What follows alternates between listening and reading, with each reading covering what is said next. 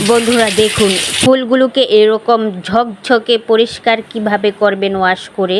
মূলত ফুলগুলো আমি অবশ্য ওয়াশ করে ফেলেছি, ওয়াশ করার আগে ভিডিওটা শ্যুট করা হয়নি, সেজন্য আমি আবার ওয়াশ করে আপনাদেরকে দেখাচ্ছি। এইভাবে একটা বালতির ভেতরে আপনারা কি করবেন, সাবানের গুঁড়ো নিয়ে তারপরে পানি নিয়ে তারপরে এইভাবে ফুলগুলোকে ধৌত করবেন।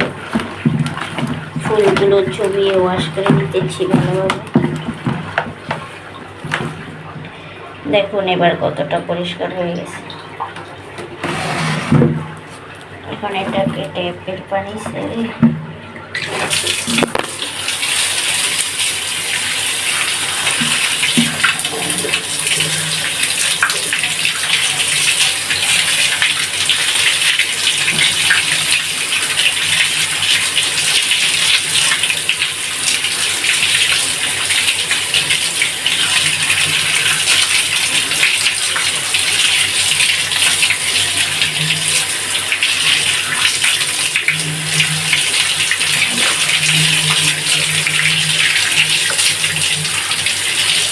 দেখতে পাচ্ছেন একদম clean and neat and clean পরিষ্কার হয়ে গেছে।